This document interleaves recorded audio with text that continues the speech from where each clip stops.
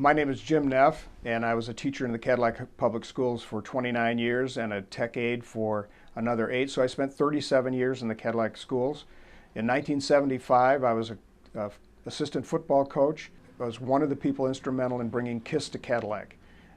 That's a story that has been told time and time again on VH1, MTV, on DVD, across the country in theaters. Several newspapers, magazines, and books have retold the story of KISS coming to Cadillac. It's one of the great stories of rock and roll history in the United States and indeed in the world.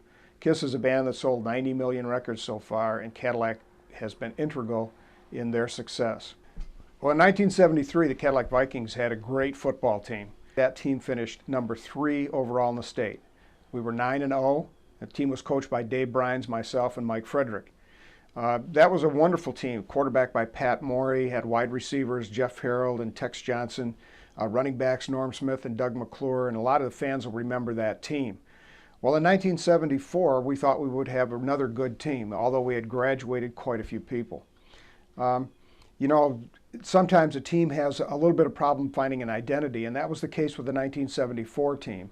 They started the season and trying to duplicate what had been done the year before with that 9-0 1973 team. Well, the 74 team didn't quite find its personality early on, and in fact, it lost its first 2 ball games by close margins. We still knew we had a good team, but the challenge for the coaches was to get the team to play up to their potential. So 2 things happened that made that a reality. The first thing that happened was a coaching move. Coach Dave Brines had his son Dave Jr. at quarterback, and Dave Jr. was a really fast kid.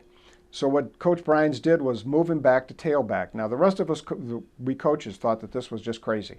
Dave was not a very big kid, and we were kind of concerned that maybe Dave didn't have the stamina and physical ability to become a tailback.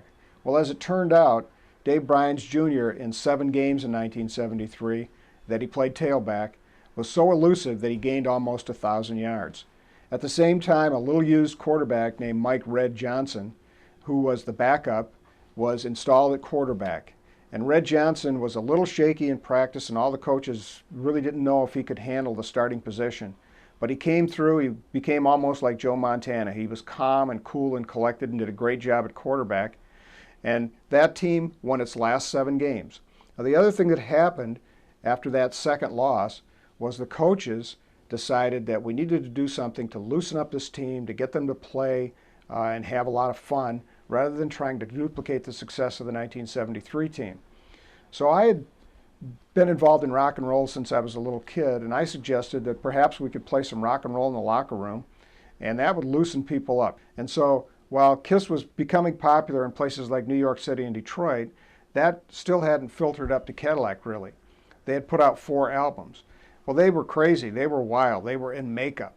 They did special effects. There was flames going. And there's a saying in football, keep it simple, stupid. KISS. So I thought, well, this is the perfect band. Well, much to his credit, Coach Brines said, hey, let's go with that and let's give it a try. So we started playing KISS music in the locker room before practices and before games. So when you combine the coaching move and the playing of the KISS music in the locker room, that's what kind of got this whole thing rolling. So in the course of this 7-game winning streak, I turned over an album, looked and got the address of the management company of KISS, and sent them a letter telling them what we were doing. At that point, we had won a few ball games, and I thought it was kind of a neat story. I'm sitting in my easy chair one evening, and I get a call from Paul Stanley and Gene Simmons. They're backstage at a concert, just ready to go on stage, and they wanted to be filled in about this whole scenario. And so we chatted for 15 or 20 minutes, and they were absolutely thrilled to find out what was going on. And they said they gave me a phone number and said, now every week when you guys play, we want you to call as soon as the game ends.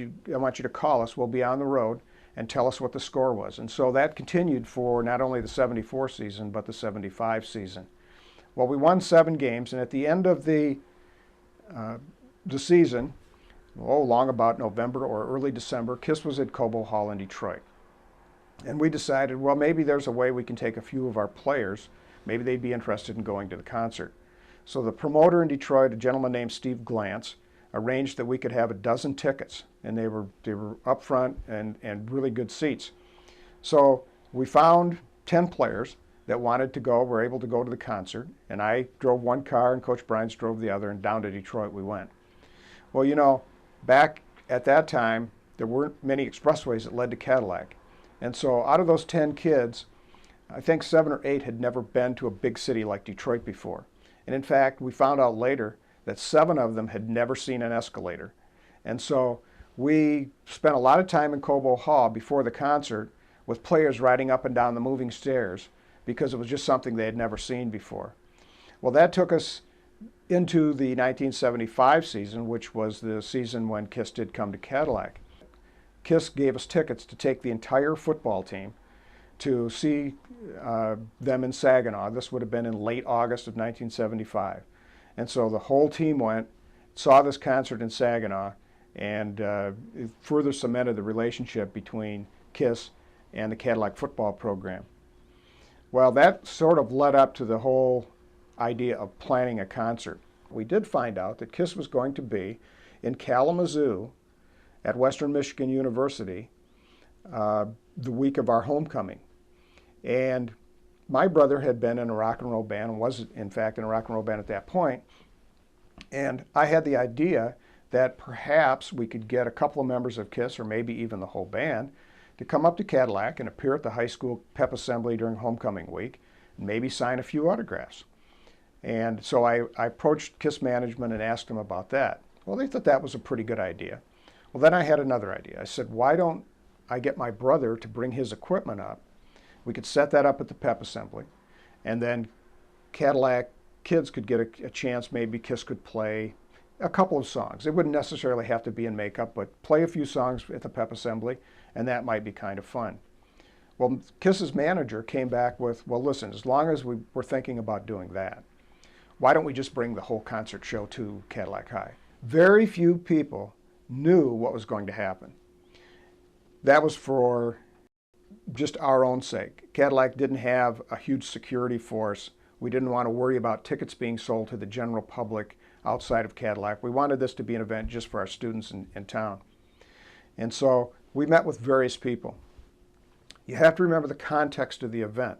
Many times people ask me, well, how were you able to convince city fathers to let you bring this band in, or school officials?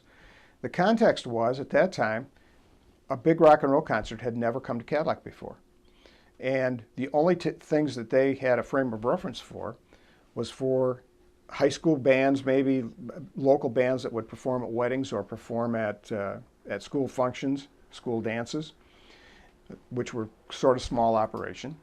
And the second thing that they had a reference for was the practice of disc jockeys at that time, who would have people that had single hits, and they would put them in a car, and they would go from school dance to school dance to school dance, and they would lip sync their one single, get in the car, and go to the next dance. They had no idea of the magnitude of what was going to go on. So when I said we're bringing in a rock band, their mind thought 3-4 amplifiers, a couple of guitars and a drum, just like I saw at my high school dance or at a wedding I attended. That was their frame of reference. The other thing is we were able to involve the school because the students kind of got into it. The band learned how to play some KISS songs. The art department said, you know, we can duplicate this makeup. We can have a lot of fun with this. Why don't we have everybody made up? The city council said, oh, you're having a parade anyway. We don't have a problem with you putting a cardboard sign over the street sign that says KISS Boulevard for a half hour. That doesn't make any difference to us. So the frame of reference that existed back then allowed pretty much free reign. Anything that we could think of, we could do.